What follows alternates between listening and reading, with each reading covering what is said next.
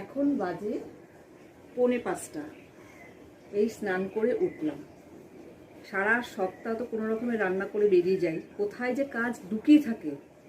দুটো মানুষ সোমবার আসলে টের পাওয়া যায়, কোথায় গুপ্ত কাজ লুকিয়ে আছে।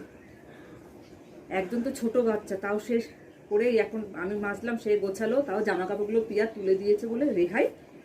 এখনো আমি খাইনি, লাঞ্চ করিনি। সরি, লাঞ্চ বলাটা ঠিক হয় না, এটা লাঞ্চ বলা ঠিক হয় না। কটা বাজে দেখবেন থেকে এই যে কটা বাজে দেখুন। দেখো আমি জামা কাপড় তুলে গেট দিয়ে দিয়েছি। আবার তবু দেখি যে একবার চেক করে আসি। আর একটা আমি বড় করলা দেখি, এই দেখুন আজকে কি অবস্থা। এই হচ্ছে ছুটির দিনের কাজ। আমি কেটে গেছি, পিয়া সব মিলে গুছিয়ে দিয়েছে।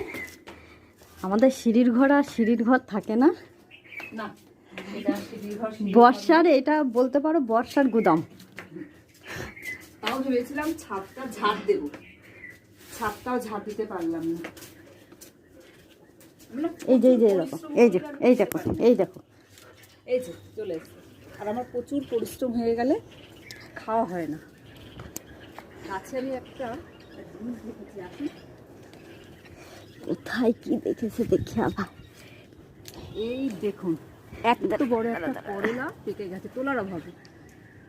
আর যেহেতু অম্বুবতী পড়েছে, খেতেও নেই এখন।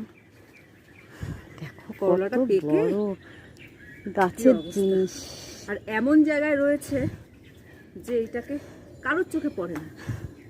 ছাদটাও ভেবেছিলাম ঝাড় দেবো, হয়ে উঠতো না।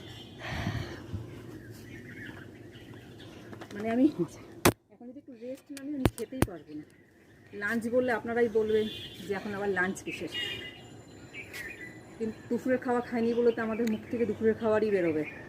এত কষ্ট করে এত সুন্দর বাজার টাজার গেলাম, আমি আর আমার প্রিন্সেস বাজারে গেলাম, বাজার করলাম। দেখি খাওয়া দাওয়া বসে।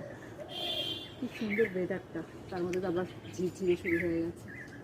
আকাশটা দেখো, ঝিরঝির ঝিরঝির ঝিরঝির হতেই আছে।